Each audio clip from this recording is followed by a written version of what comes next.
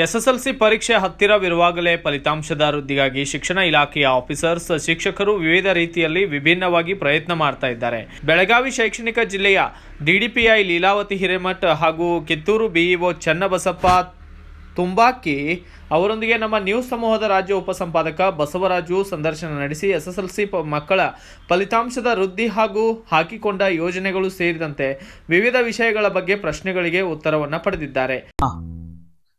ನಮಸ್ಕಾರ, ನಾನು ಬಸವರಾಜ್ ಮಾತಾಡ್ತಾ ಇದ್ದೀನಿ, ಪತ್ರಕರ್ತರು. ವಿಶೇಷವಾಗಿ ಇವಾಗ ನಮ್ಮ ಪತ್ರಿಕಾ ಸಮೂಹಕ್ಕೆ ಬೆಳಗಾವಿ ಜಿಲ್ಲೆ ಅಂದ್ರೆ ಸಾಕಷ್ಟು ದೊಡ್ಡ ಜಿಲ್ಲೆ. ಇಂಥದ್ರಲ್ಲಿ ಬೆಳಗಾವಿ ವಿಭಾಗದ ಒಂದು ರೀತಿ ಸಾರ್ವಜನಿಕ ಶಿಕ್ಷಣ ಇಲಾಖೆಯ ಉಪನಿರ್ದೇಶಕರು ಆಗಿರ್ತಕ್ಕಂಥ ಲೀಲಾವತಿ ಹಿರೇಮಠ್ ಮೇಡಮ್ ಸಿಕ್ಕಿದ್ದಾರೆ. ವಿಶೇಷವಾಗಿ ಸಾಕಷ್ಟು ಒಂದು ರೀತಿ ಈ ಬಾರಿ SLC ಫಲಿತಾಂಶವನ್ನ ಒಂದ್ ರೀತಿ ರಾಜ್ಯದಲ್ಲೇ ಅತ್ಯುನ್ನತ ಮಟ್ಟಕ್ಕೆ ಹೋಗ್ಬೇಕು ಅಂತ ಹೇಳ್ಬಿಟ್ಟು ಸಾಕಷ್ಟು ಆಯಾ BO ಕ್ಷೇತ್ರಗಳ ಗಳಿಗೆ ತೆರಳಿ ವಿಶೇಷವಾಗಿ ಪಾಲಕರ ಮತ್ತೆ ವಿದ್ಯಾರ್ಥಿಗಳ ಮತ್ತೆ ಶಿಕ್ಷಕರ ಮೀಟಿಂಗ್ ಕರಿತಾ ಇದ್ದಾರೆ. ಸಾಕಷ್ಟು ಒಂದ್ ರೀತಿ ವಿವಿಧ ರೀತಿಯ ಶಿಬಿರ ಆಯೋಜನೆ ಮಾಡ್ತಾ ಇದ್ದಾರೆ. ಈಗ ಸ್ವತಃ ನಮ್ಮ ಪತ್ರಿಕಾ ಸಮೂಹಕ್ಕೆ DDPI ಮೇಡಮ್ ಸಿಕ್ಕಿದ್ರೆ. ಮೇಡಮ್ ನಮಸ್ತೆ. ವಿಶೇಷವಾಗಿ ಒಂದ್ ರೀತಿ ಈ ಬಾರಿ SLC ಫಲಿತಾಂಶವನ್ನ ಉತ್ತುಂಗಕ್ಕೆ ಏರಿಸಬೇಕು ರಾಜ್ಯದಲ್ಲಿ ಅಂತ ಹೇಳ್ಬಿಟ್ಟು ಸಾಕಷ್ಟು ಪ್ರಯತ್ನ ಪಡ್ತಾ ಇದ್ದೀರಾ, ಏನಿಸ್ತದೆ?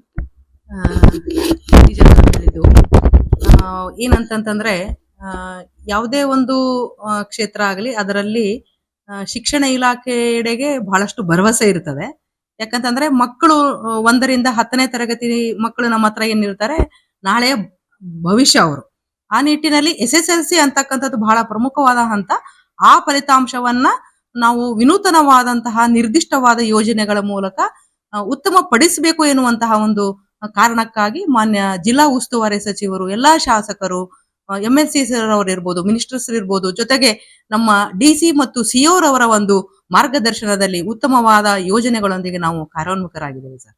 ಮೇಡಮ್, ಒಂದ್ ಕಡೆ ಕೊರೋನಾ ನಂತರ ಎಲ್ಲೇ ಒಂದ್ ಕಡೆ ಬೆಳಗಾವಿ ಜಿಲ್ಲೆಯ ಸಾಕಷ್ಟು SLC ಫಲಿತಾಂಶ ಕುಸಿತಿತ್ತು. ಇಂಥ ಸಂದರ್ಭದಲ್ಲಿ ಸಾಕಷ್ಟು DDPಗಳು ಇದ್ ಮಾಡಿದ್ರು, ಆದ್ರೆ ಸಾಧ್ಯವಾಗ್ಲಿಲ್ಲ. ಈ ಬಾರಿ ತಾವು ವಿಶೇಷವಾಗಿ ಕ್ರಿಯಾಶೀಲತೆಯಿಂದ ಮಾಡ್ತಾ ಇದ್ದೀರಾ. ಏನೇನು ವಿವಿಧ ಕಾರ್ಯಕ್ರಮ ಹಾಕೊಂಡಿದ್ರ? ಖಂಡಿತ ಸರ್, ತಾವು ಏನ್ ಹೇಳಿದ್ರಿ, ಕೋವಿಡ್ ನಂತರದ ಒಂದು ಪರಿಸ್ಥಿತಿ ಶಿಕ್ಷಣ ಇಲಾಖೆಯನ್ನು ಹೊರತುಪಡಿಸಿ ಇಲ್ಲ. ಆ ನಿಟ್ಟಿನಲ್ಲಿ ವರ್ಗ ಕೋಣೆಯಲ್ಲಿ ಮಗುವಿಗೆ ನೇರ ಕಲಿಕೆ ಆಗದೇ ಇರುವಂತಹ ವಿದ್ಯಾರ್ಥಿಗಳು ಇನ್ನೂ ನಮ್ಮೊಟ್ಟಿಗೆ ಇರೋದ್ರಿಂದ ಆ ಮಕ್ಕಳನ್ನ ನಾವು ಶತಾಯಗತಾಯ ಓದು, ಬರಹ ಮತ್ತೆ ಲೆಕ್ಕಾಚಾರ ಮೂಲಭೂತ ಪರಿಕಲ್ಪನೆಗಳನ್ನ ರೂಢಿಸುವುದರ ಜೊತೆಗೆ SSLCಗೆ ಸಂಬಂಧಿಸಿದಂತೆ ಪ್ರಾರಂಭದಿಂದಲೂ ಕೂಡ ವಿಶೇಷ ತರಗತಿಗಳನ್ನು ಹಾಕೊಂಡು ನಮ್ಮೆಲ್ಲಾ ಶಿಕ್ಷಕರು, ಮುಖ್ಯ ಶಿಕ್ಷಕರು ಇವತ್ತು ಡಿಸೆಂಬರ್ ಅನ್ನಷ್ಟೊತ್ತಿಗೆ ತಮ್ಮ ಎಲ್ಲ ಒಂದು ಪೋರ್ಷನ್ಸ್ ಅನ್ನ ಮುಗಿಸಿದ್ದಾರೆ. ಅದರೊಟ್ಟಿಗೆ ನಾವು ಇಡೀ ಜನವರಿ ಮಾಹೆಯನ್ನ ಅಭಿಪ್ರೇರಣಾ ಮಾಸಾಚರಣೆ ಅಂತ ಮಾಡಿದೀವಿ. ಅಲ್ಲಿ ವಿಶೇಷವಾಗಿ ನಾವು ಫೋಕಸ್ ಮಾಡಿರುವಂತದ್ದು ಜೀವನ ಕೌಶಲ್ಯಗಳು ಜೊತೆಗೆ ಕರಿಯರ್ ಗೈಡೆನ್ಸ್ ಅನ್ನ ಮಾಡಿದೀವಿ. ಅದರಲ್ಲೂ ವಿಶೇಷವಾಗಿ ನಿಧಾನಗತಿಯ ಕಲಿಕೆಯ ಮಕ್ಕಳಿಗೆ. ಯಾಕಂತಂದ್ರೆ ಮಧ್ಯ ಮತ್ತು ಮೇಲ್ಪದರಿನಲ್ಲಿ ಇರುವಂತಹ ಮಕ್ಕಳು ಹೇಗೋ ಮುಂದೆ ಹೋಗ್ತಾರೆ ಸರ್, ಬಟ್ ನಮಗೆ ಫಲಿತಾಂಶಕ್ಕೆ ಮತ್ತೆ ನಾಳೆಯ ಭವಿಷ್ಯಕ್ಕೆ ಸವಾಲಾಗಿರುವಂತದ್ದು ಕಲಿಕೆಯಲ್ಲಿ ಹಿಂದಿರುವಂತಹ ಮಕ್ಕಳು. ಆ ಮಕ್ಕಳನ್ನ ಫೋಕಸ್ ಮಾಡಿಕೊಂಡು ಅಭಿಪ್ರೇರಣಾ ಕಾರ್ಯಾಗಾರಗಳನ್ನ ಮಾಡಿದೀವಿ. ಅವ್ರಿಗೆ ಪಾಸಿಂಗ್ ಪ್ಯಾಕೇಜ್, 1-to-1 ಕಾಳಜಿ ಮಾಡ್ತಾ ಇರುವಂತದ್ದು, ಮನೆ ಭೇಟಿ, ದತ್ತು ಯೋಜನೆ, ಈ ರೀತಿಯಾಗಿ ನಾವು ಸಾಕಷ್ಟು ವಿನೂತನ ಯೋಜನೆಗಳು ಮುಂದುವರೆದು ಇವತ್ತಿನ ದಿವಸ ಕಿತ್ತೂರಿನಲ್ಲಿ ಪಾಲಕರ ಪೋಷಕರ ಮಹಾಸಭೆ ಅಂತಾನೆ ಮಾಡಿದೀವಿ. ಮಹಾಸಭೆಯ ಅರ್ಥ ಈಗಾಗಲೇ ಸಾಕಷ್ಟು ಸಭೆಗಳು, ವಿಶೇಷವಾಗಿ ಮಾನ್ಯ CO ರವರಾದಂತಹ ನಮ್ಮ ರಾಹುಲ್ ಸಿಂಧೆ ಸರ್ ಒಂದು ಮಾರ್ಗದರ್ಶನ ಮಾಡಿದ ಪ್ರಕಾರ ಪ್ರತಿ 4ನೇ ಶನಿವಾರ ಪಾಲಕರ ಸಭೆ ಮಾಡ್ತಾ ಇದೀವಿ. ಯಾಕಂದ್ರೆ ಶಾಲೆಯ ಒಟ್ಟಿಗೆ ಮಗು ಮನೆಯಲ್ಲೂ ಇರೋದ್ರಿಂದ ಅಲ್ಲಿನೂ ಕಲಿಕಾ ಅವಧಿ, ಕಲಿಕಾ ವಾತಾವರಣವನ್ನ ಉಂಟು ಮಾಡ್ಕೊಳ್ಬೇಕು, ಅವರನ್ನ ತೊಡಗಿಸ್ಕೊಳ್ಬೇಕು ಎನ್ನುವಂಥದ್ದು ಒಂದು ಆಶಯ ಸರ್. ಆ ನಿಟ್ಟಿನಲ್ಲಿ ಸಾಗಿದ್ದೇವೆ. ಇವತ್ತು ಕಿತ್ತೂರಿನಲ್ಲಿ ಆಗಿರುವಂತದ್ದು ಮಾದರಿಯಾಗಿದೆ. ಖಂಡಿತ ಉಳಿದ ಶಾಸಕರು ಕೂಡ ಈ ನಿಟ್ಟಿನಲ್ಲಿ ನಮಗೆ ಸಹಕಾರ ಮಾಡ್ತಾರೆ ಅನ್ನುವಂತ ಭರವಸೆ ಇದೆ. ನಾವು ಮತ್ತೆ ಬೇರೆ ತಾಲೂಕಿನಲ್ಲಿ ಮನೆ ಭೇಟಿ ಮತ್ತೆ ಈ ಸಭೆಗಳನ್ನ ಮಾಡಿ ಅವರನ್ನು ತೊಡಗಿಸ್ಕೊಂಡು ಈ 48 ಡೇಸ್ ನಮ್ಗೆ ಏನ್ ಅವೈಲಬಲ್ ಇದೆ, ರೀಡಿಂಗ್, ರೈಟಿಂಗ್, ರೀಕಾಲ್, ಮತ್ತೆ ರೆಸ್ಟ್, ಇದನ್ನ ಮತ್ತೆ ಪುನರಾವರ್ತನೆ, ರೀಡಿಂಗ್, ರೈಟಿಂಗ್, ರೀಕಾಲ್, ರೆಸ್ಟ್, ಇದನ್ನೆಲ್ಲವನ್ನು ನಾವು ಇದನ್ನ ಮಾಡ್ಕೊಂಡು ಸಮನ್ವಯ ಮಾಡ್ಕೊಳ್ತಾ ಫಲಿತಾಂಶವನ್ನ ವೃದ್ಧಿಸಬೇಕು ಎನ್ನುವಂತ ಪ್ರಯತ್ನದಲ್ಲಿ ಇದ್ದೇವೆ ಸರ್. ಮೇಡಮ್, ಇವತ್ತಾನೆ ಬಜೆಟ್ ಮಂಡನೆ ಆಗಿದೆ. ವಿಶೇಷವಾಗಿ ಪ್ರತಿ ಸರ್ಕಾರ ಶಾಲೆಗೂ ಸಹ ಒಂದ್ ರೀತಿ ಮೊಬೈಲ್ ಇಂಟರ್ನೆಟ್ ಸೌಲಭ್ಯ ಕಲ್ಪಿಸಿರ್ತಕ್ಕಂಥದ್ದು. ಇದಕ್ಕೆ ಮಕ್ಕಳ ಶೈಕ್ಷಣಿಕ ಬಗೆಗೆ ಪೂರಕ ಆಗಿದೆಯಾ? ಖಂಡಿತ ಸರ್, ಬಹಳ ಖುಷಿ ಸಂಗತಿ ತಾವು ಹೇಳಿರುವಂತದ್ದು. ಕೆಲವು ಕಡೆ ಕರೆಂಟ್ ಸೌಲಭ್ಯನೇ ಇಲ್ಲ ಮೇಡಮ್. ಎಸ್ ಸರ್, ಖಂಡಿತ. ನಾನು ಏನಂತಂದ್ರೆ ತಾವು ಬಜೆಟಿನ ಅಂಶವನ್ನ ನನ್ನ ಗಮನಕ್ಕೆ ತಂದಿದ್ರಿ, ಧನ್ಯವಾದ. ನೇರವಾಗಿ ನಾನು ಇನ್ನೂ ಅದನ್ನ ನೋಡಿಲ್ಲ, ಬಟ್ ಆದ್ಯಾಗೂನು ಕೂಡ ಇಂಟರ್ನೆಟ್ ಸೌಲಭ್ಯ ಶಾಲೆಗಳಿಗೆ ಅಂತಕ್ಕಂಥದ್ದು ನಿಜಕ್ಕೂ ಬಹಳ ಉತ್ತಮವಾಗಿರುವಂತ ಒಂದು ಸೌಲಭ್ಯ. ಅದರಿಂದಾಗಿ ಖಂಡಿತ ನಾವು ಆನ್ಲೈನ್ ಕ್ಲಾಸಸ್ ಮತ್ತೆ ಆಡಿಯೋ ವಿಡಿಯೋ ಮೋಡ್ ಮೂಲಕನೂ ಕೂಡ ನಮ್ಮ ಶಿಕ್ಷಕರು ಮಕ್ಕಳಿಗೆ ಪಾಠ ಪ್ರವಚನಕ್ಕೆ ಹೆಲ್ಪ್ ಆಗ್ತದೆ ಅನ್ನುವಂಥದ್ದು ಆಶಯ ಇದೆ. ಖಂಡಿತ ಸರ್, ಎಲೆಕ್ಟ್ರಿಸಿಟಿ ಎಲ್ಲಾ ಶಾಲೆನಲ್ಲೂ ಖಂಡಿತ ಇದ್ದೇ ಇದೆ. ಇಲ್ಲ ಅನ್ನುವಂಥದ್ದು ಪ್ರಸಂಗಗಳೇನಿದಾವು ಅಲ್ಲಿ ನಾವು SSK ಮೂಲಕ ಆಗ್ಲಿ, ಶಾಲಾ ಅನುದಾನದ ಮೂಲಕ ಆಗ್ಲಿ ನಾವು ಸಮನ್ವಯ ಮಾಡಿಕೊಂಡು ಅದನ್ನ ಪಡೆಯುವಂತ ಒಂದು ಭರವಸೆ ಅಂತ ಖಂಡಿತ ನನ್ಗಿದೆ ಸರ್. ಈ ಬಾರಿ KDP ಹೇಳ್ಬಿಟ್ಟಿದ್ದೀರಾ 20 ಒಳಗಡೆ ಖಂಡಿತ SLC ಇದ್ ಮಾಡ್ತೀನಿ ಅಂತ ಬಿಟ್ಟು ಎಲ್ಲಾ ಸಚಿವರು ಇದ್ರು, ಜನಪ್ರತಿನಿಧಿಗಳಿದ್ರು. ಏನ್ ಮೇಡಮ್ ನಿಮ್ದು ಏನಾರು ಗೋಲ್ ಇಟ್ಕೊಂಡಿದ್ರ ಇಷ್ಟೊಳಗಡೆ ಬರ್ಬೇಕು ಅಂತ? ಎಷ್ಟೊಳಗಡೆ ಬರ್ಬೋದು ಮೇಡಮ್? ಸರ್ ಖಂಡಿತ ನೋಡಿ, ನಂಗೆ ಏನಂತಂದ್ರೆ ನಾನು ಸೆಪ್ಟೆಂಬರ್ ಇಂದ ನನ್ನ ಕಾರ್ಯವನ್ನ ವಹಿಸ್ಕೊಂಡಿದ್ದೇನೆ DDPI ಆಗಿ. ಅದಕ್ಕಿಂತ ಪೂರ್ವದಲ್ಲಿ ಬೆಳಗಾವಿ ನಗರದಲ್ಲಿ ನಾನು BO ಆಗಿದ್ದಾಗ ಒಂದು ಪ್ರಯತ್ನವನ್ನ, ಒಂದು ನಿರ್ದಿಷ್ಟಪಡಿಸಿದಂತಹ ನಾವು ಒಂದು ಯೋಜನೆಯನ್ನ ಹಾಕೊಂಡು ಕಲಿಕೆಯಲ್ಲಿರುವಂತಹ ಮಕ್ಕಳಿಗೆನೆ ನಾವು 4 ಹಂತದಲ್ಲಿ ಅಭಿಪ್ರೇರಣಾ ಕಾರ್ಯಾಗಾರಗಳನ್ನ ಮಾಡಿ ಕಂಟಿನ್ಯೂಸ್ ಆಗಿ ಅವರನ್ನೇ ನಾವು ಫಾಲೋ ಮಾಡ್ತಾ ಮಾಡ್ತಾ ಮಾಡ್ತಾ ಅವ್ರು ಓದಬೇಕು ಬರಿಬೇಕು ಎನ್ನುವಂತಹ ನಿಟ್ಟಿನಲ್ಲಿ ಓದಿನ ಅಭಿರುಚಿಯನ್ನ ಉಂಟು ಮಾಡಿದಂತಹ ಪ್ರಯತ್ನಗಳ ಫಲವಾಗಿ ಎಲ್ಲಾ ಶಿಕ್ಷಕರು, ಮುಖ್ಯ ಶಿಕ್ಷಕರ ಫಲವಾಗಿ ಮಾನ್ಯ ಶಾಸಕರಾದಂತಹ ರಾಜು ಸೇಠ್ ಸಾಹೇಬ್ರು, ನಾರ್ತ್ ಶಾಸಕರೇನಿದ್ದಾರೆ, ಅವರ ಒಂದು ಮಾರ್ಗದರ್ಶನದಂತೆ ನಾವು ಮಾಡಿದಾಗ ಖಂಡಿತ ಒಂದೇ ಸಿಂಗಲ್ ಲಾಟ್ ಅಲ್ಲಿ ನಮಗೆ 80% ರಿಸಲ್ಟ್ ಬಂತು ಸರ್. ಎಲ್ಲೋ ನನಗೆ ಮೊದ್ಲಿಂದನೂ ಏನಂತಂದ್ರೆ ಯಾಕೆ 2 ಅಂಶಗಳಿಂದಾಗಿ ಕಲಿಕೆಯಲ್ಲಿ ಹಿಂದಿರುವ ಮಕ್ಕಳನ್ನ ನಾವು ಗುರುತಿಸಬೇಕು, ಮಾಡ್ಲೇಬೇಕು. ಯಾಕಂದ್ರೆ ಒಂದು SSLC ಅನ್ನುವಂಥದ್ದು ಬಹಳ ಪ್ರಮುಖವಾದ ಘಟ್ಟ. ಆ ಮಗು ಅದನ್ನ ಪಾಸ್ ಆಗ್ಲೇಬೇಕು. 2ನೇ ಘಟ್ಟ, ಸಪೋಸ್ ಅಲ್ಲಿ ಮಗು ಉಳಿದು ಬಿಟ್ರೆ ನಾಳೆ ಸಮಾಜಕ್ಕೆ ಮತ್ತೆ ನಮಗೇನೆ ಅದು ಪ್ರಶ್ನಾರ್ಥಕ ಆಗಬಾರ್ದು ಎನ್ನುವಂಥದ್ದು ಒಂದು ನನಗೆ ಮೊದ್ಲಿಂದನೂ ಕಾಳಜಿ ಇದೆ. ಹೀಗಾಗಿ ನಾನು ಎಲ್ಲೇ ಇದ್ರು ಕೂಡ, ಯಾವ ಹುದ್ದೆಯಲ್ಲೂ ಇದ್ರು ಕೂಡ ಕಲಿಕೆಯಲ್ಲಿ ಹಿಂದಿರುವಂತ ಮಕ್ಕಳಿಗೆ ಮಾಡ್ಕೊಂಡು ಬಂದಿದ್ದೀನಿ. ಇದು ಅದನ್ನೇ ಮಾಡ್ತಾ ಇದ್ದೀನಿ ಸರ್. ಡೆಫಿನೆಟ್ಲಿ ನಮ್ಗ ತಾವು ಹೇಳಿದ ಪ್ರಕಾರ ನಾವು 15ರಿಂದ 20 ಸ್ಥಾನದ ಒಂದು ಗುರಿಯನ್ನ ಇಟ್ಕೊಂಡು ಎಲ್ಲಾ ಕಾರ್ಯಕ್ರಮಗಳನ್ನ ಮಾಡ್ತಾ ಇದೀವಿ, ರೀಚ್ ಆಗ್ತೀವಿ ಅಂತಕ್ಕಂಥ ಭರವಸೆ ಖಂಡಿತ ನನಗಿದೆ ಸರ್. ಈಗ ಕಿತ್ತೂರಲ್ಲಿ ಮಲ್ಲಿಕಾರ್ಜುನ್ ತುಬಾಕಿ BE ಅವರು ತುಂಬಾ ಕಷ್ಟಪಡ್ತಾವ್ರು. ವಿಶೇಷವಾಗಿ ಸಾಕಷ್ಟು ಶಿಕ್ಷಕರಿಗೂ ವೃದ್ಧಿಸ್ತಕ್ಕಂಥದ್ದು SLC ಫಲಿತಾಂಶ ಉತ್ತೇಜನಕ್ಕಾಗಿ ಅವ್ರ ಬಗ್ಗೆ ತಾವೇನು ಹೇಳಿ? ಇಲ್ಲ, ಖಂಡಿತ ಈಗ ಅವರು ನಮಗೆ ಮೊದ್ಲಿಂದನೂ ಪರಿಚಯ ಇದ್ದಾರೆ. ಏನೇ ಕೆಲಸ ಕೊಟ್ಟರು ನಿಭಾಯಿಸುವಂತದ್ದು ಕ್ರಿಯಾಶೀಲವಾಗಿ ಮಾಡ್ತಾ ಬಂದಿದ್ದಾರೆ. ಮತ್ತೆ ಮುಂದುವರೆದು ಈಗ ನಿರ್ದಿಷ್ಟವಾಗಿ ಅವರು ಮಾಡಿರುವಂತಹ ಅಭಿಪ್ರೇರಣಾ ಕಾರ್ಯಾಗಾರಗಳು, ಸಂಯೋಜನೆ ಮಾಡಿದಂತಹ ರೀತಿ ಎಲ್ಲಾ ಮಕ್ಕಳನ್ನ ಮುಟ್ಟುವ ಪ್ರಯತ್ನ ಮಾಡಿದ್ದಾರೆ. 2ನೇದ್ದು ಪಾಸಿಂಗ್ ಪ್ಯಾಕೇಜ್ ಅನ್ನುವಂತಹ ರೂಪದಲ್ಲಿ, ಮತ್ತೆ ಕಲಿಕೆಯಲ್ಲಿ ಮುಂದಿರುವಂತಹ ಮಕ್ಕಳಿಗೆ ಲರ್ನಿಂಗ್ ಟಿಪ್ಸ್ ಎನ್ನುವಂತಹ ಸ್ಕೋರಿಂಗ್ ಟಿಪ್ಸ್ ಅನ್ನ ಒಳಗೊಂಡು ಒಂದು ಬುಕ್ಲೆಟ್ ಅನ್ನ ಬಿಡುಗಡೆ ಮಾಡಿರುವಂತದ್ದು ಅತ್ಯಂತ ಸುತ್ತಾರ. ಇದು ಡೆಫಿನೆಟ್ಲಿ ವಿಶೇಷ ಯೋಜನೆ. ಅದರೊಟ್ಟಿಗೆ ಮಗು ಮೊಬೈಲ್ ಗೀಳನ್ನ ಹೊಂದಿದ್ದೇ ಆದಲ್ಲಿ ಆ ಮೊಬೈಲ್ ಮೂಲಕನೂ ಕಲಿಕೆಯಾಗ್ಲಿ ಅನ್ನುವಂತ ಒಂದು ಕಾರಣಕ್ಕಾಗಿ ಸಣ್ಣ ವಿಡಿಯೋಸ್ ಗಳನ್ನ ಮಾಡಿಸಿರುವಂತದ್ದು ಸಂಪನ್ಮೂಲ ಶಿಕ್ಷಕ ಬಂಧುಗಳಿಂದ ನಿಜಕ್ಕೂ ಶ್ಲಾಘನೀಯ. ಈ ರೀತಿ ಇವತ್ತು ಮಾಡಿರುವಂತಹ ಪಾಲಕ ಪೋಷಕರ ಮಹಾಸಭೆ, ಇದೇನ್ ಗೊತ್ತಾಗ್ತದೆ, ಮುಂದಿನ ಹಂತದಲ್ಲಿ ಮನೆ ಭೇಟಿ, ವಸತಿ ಸಹಿತವಾಗಿ ಒಂದು 250 ಮಕ್ಕಳಿಗೂ ಪ್ಲಾನ್ ಮಾಡ್ತಾ ಇದ್ದಾರೆ. ಇದೆಲ್ಲ ಏನಂದ್ರೆ ನಿರ್ದಿಷ್ಟ ಗುರಿ ಆಧಾರಿತ ಆಗಿರೋದ್ರಿಂದ ನಮಗೂ ಪ್ರೇರಣೆ ಆಗಿದೆ. ಜಿಲ್ಲಾ ಹಂತಕ್ಕೆ ಖಂಡಿತ ನಾವು ಬೇರೆ ತಾಲೂಕಿನಲ್ಲಿ ಈ ನಿಟ್ಟಿನಲ್ಲಿ ಪ್ರಯತ್ನ ಮಾಡ್ತೀವಿ ಸರ್. ಎಲ್ಲಾ ವಿದ್ಯಾರ್ಥಿಗಳಿಗೆ ಮತ್ತೆ ಪೋಷಕರಿಗೆ, ಶಿಕ್ಷಕರುಗಳಿಗೆ, ವಿದ್ಯಾರ್ಥಿಗಳಿಗೆ ಏನ್ ಮಾರ್ಗದರ್ಶನ ಕೊಡ್ತೀರಾ? ಮತ್ತೆ ಇವ್ರಿಗೆ ಶಿಕ್ಷಕರಿಗೆ ಏನ್ ಆದೇಶ ಕೊಡ್ತೀರಾ? ಪೋಷಕರಲ್ಲಿ ಏನ್ ಮನವಿ ಮಾಡ್ತೀರಾ? ಸರ್, ನಾನು ಕೈ ಮುಗಿದು ಕೇಳ್ಕೊಳ್ಳೋದು ಇಷ್ಟೇ, ಏನಂತಂದ್ರೆ ಮಾನ್ಯ ಮುಖ್ಯಮಂತ್ರಿಗಳಿಂದ ಆದಿಯಾಗಿ ಸರ್ವರಿಗೂ ನಮಗೆ ಕಾಳಜಿ ಇರುವಂತದ್ದು ಫಲಿತಾಂಶ, SSLC ಫಲಿತಾಂಶ.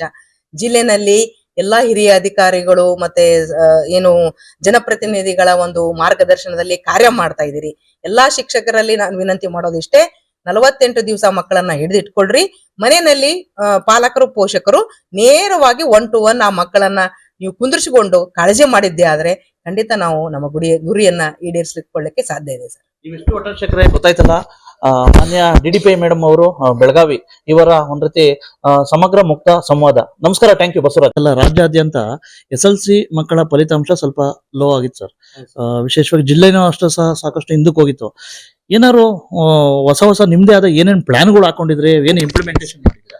ಈಗಾಗಲೇ ಪ್ರಥಮ ಹಂತದಲ್ಲಿ ಎಲ್ಲ ನನ್ನ ಶಿಕ್ಷಕ ಸಹೋದರ ಸಹೋದರಿಯರು, ಎಲ್ಲ ಪ್ರೌಢಶಾಲೆ ಮುಖ್ಯೋಪಾಧ್ಯಾಯರನ್ನ ಸಾಕಷ್ಟು ಸಾರಿ ಅವ್ರ ಜೊತೆಗೆ ಚರ್ಚೆ ಮಾಡಿಕೊಂಡು ಒಂದು ನಮ್ಮ ತಾಲೂಕಿನ ನಮ್ಮದೇ ಆದಂತ ಒಂದು ಕ್ರಿಯಾ ಯೋಜನೆಯನ್ನ ಮಾಡ್ಕೊಂಡಿದ್ದೀವಿ.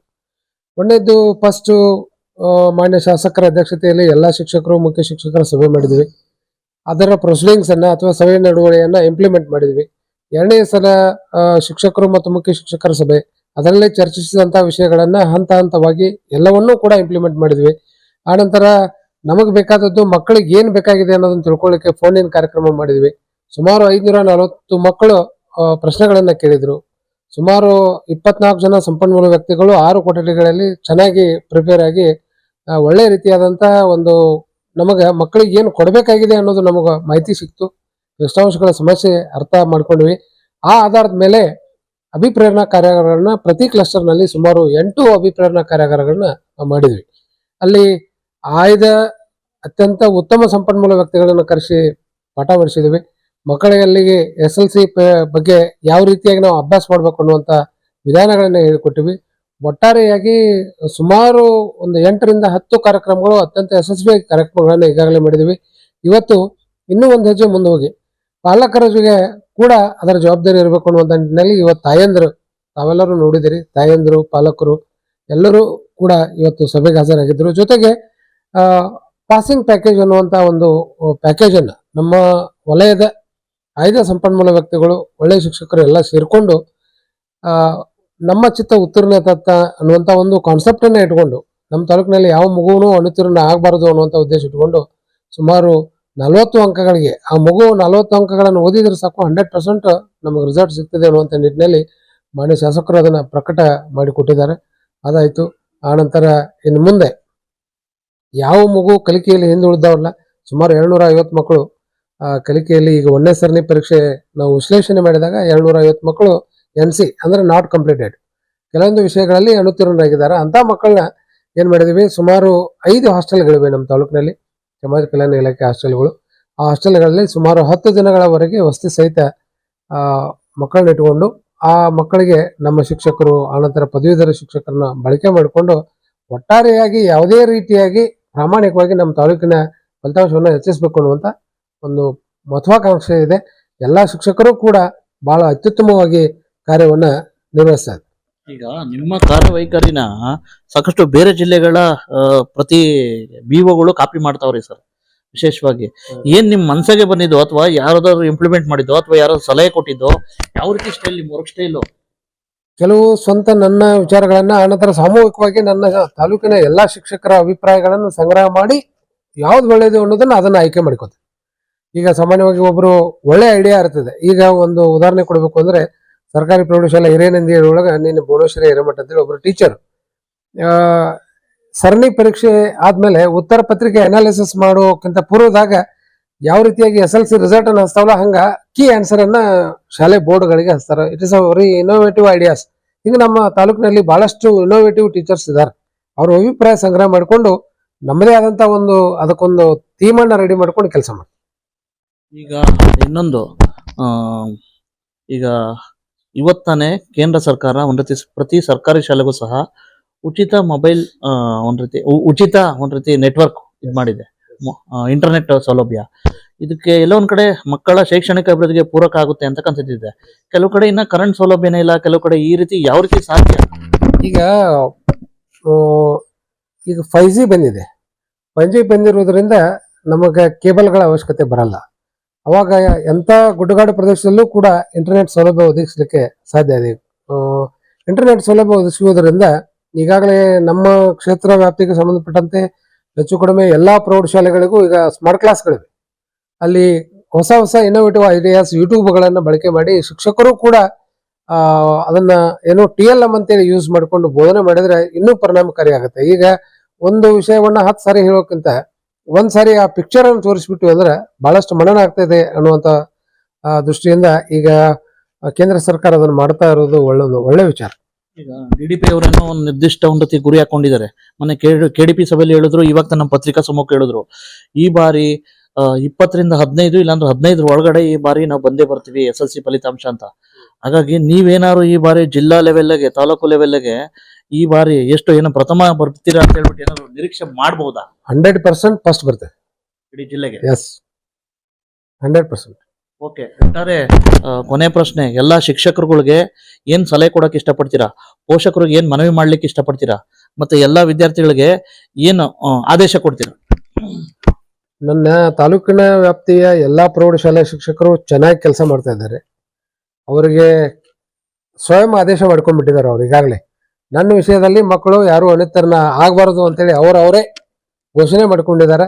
ನಾನು ಅವರಿಗೆ ಆದೇಶ ಮಾಡುವಂತ ಅವಶ್ಯಕತೆ ಇಲ್ಲ, ಸ್ವಯಂ ಆದೇಶವನ್ನು ಅವರೇ ಮಾಡ್ಕೊಂಡಿದ್ದಾರೆ. ಅದೇ ರೀತಿಯಾಗಿ ಮುಖ್ಯೋಪಾಧ್ಯಾಯರು ಕೂಡ ಚೆನ್ನಾಗಿ ಕೆಲಸ ಮಾಡ್ತಾ ಇದ್ದಾರೆ. ಇನ್ನ ಸುಮಾರು 1800 ಮಕ್ಕಳನ್ನು ನಾನು ವೈಯಕ್ತಿಕವಾಗಿ ಭೇಟಿಯಾಗಿದ್ದೇನೆ. ಎಲ್ಲ ಮಕ್ಕಳು, ನನ್ನ ಪ್ರೌಢಶಾಲೆ, ನನ್ನ ಕಿತ್ತೂರು ವಲಯದ ಎಲ್ಲ ಮಕ್ಕಳನ್ನು ವೈಯಕ್ತಿಕವಾಗಿ ಮಕ್ಕಳಿಗೆ ಭೇಟಿ ಮಾಡಿದ್ದೇನೆ. ಎಲ್ಲ ಮಕ್ಕಳಿಗೂ ಕೂಡ ಯಾವ ರೀತಿ ಓದಬೇಕು ಅನ್ನೋದನ್ನು ಕೂಡ ಮಾರ್ಗದರ್ಶನ ಮಾಡಿದ್ದೇನೆ. ಎಲ್ಲ ಮಕ್ಕಳು ಓದ್ತಾ ಇದ್ದಾರೆ. ಇವತ್ತು ಪಾಲಕರ ಸಭೆಯಲ್ಲಿ ಒಂದು ವೈಯಕ್ತಿಕವಾಗಿ ನಾನು ಕಳಕಳಿ ವಿನಂತಿ ಮಾಡಿಕೊಂಡಿದ್ದೇನೆ. ಮಕ್ಕಳಿಗೆ ಏನು ತಮ್ಮ ಇನ್ನು 50 ದಿನಗಳು ಅತ್ಯಂತ ಮಹತ್ವದ ದಿನಗಳು. ಆ ದಿನಗಳನ್ನ ತಾವು ಮಕ್ಕಳ ಸಲುವಾಗಿ ಕಳೀರಿ. ಟಿವಿ ಅಥವಾ ಮೊಬೈಲ್ಗಳ ಬಳಕೆಯನ್ನು ಕಡಿಮೆ ಮಾಡಿರಿ. ಮಕ್ಕಳಿಗೆ ಅವಶ್ಯಕತೆ ಇದ್ದಾಗ ಮೊಬೈಲ್ ಕೊಡಿ, ಅದರ ವಿಷಯವನ್ನ ತಿಳ್ಕೊಳ್ಳಿ. ಆದರೆ ಅನಾವಶ್ಯಕವಾಗಿ ಮೊಬೈಲ್ ಮತ್ತು ಟಿವಿಯನ್ನ ತಾವು ಕೂಡ 2 ತಿಂಗಳು ಕಡಿಮೆ ಮಾಡ್ರಿ ಅಂತೇಳಿ ನನ್ನ ಕಿತ್ತೂರು ತಾಲೂಕಿನ ಎಲ್ಲಾ ಸಮಸ್ತ ತಂದೆ ತಾಯಿಯಂದರಲ್ಲಿ ವಿನಂತಿಸ್ಕೊಳ್ತೇನೆ. ಇವಿಷ್ಟು ಒಟ್ಟಕ್ಷಕರೇ ಗೊತ್ತಾಯ್ತಲ್ಲ. ಮಾನ್ಯ Kittur bureau report Basavaraju, BV5 news Kannada, Kittur. Thanks for watching. Read, discuss and debate with editor Dr. Yan Prashant Rao. Wanted reporters in print, digital and visual media for Bharat Vaibhav Daily Newspaper, BV News 5 Channel and BV Fast Web News from all the talukas of Karnataka, Goa and Maharashtra. If interested, send your resume to 9019229369.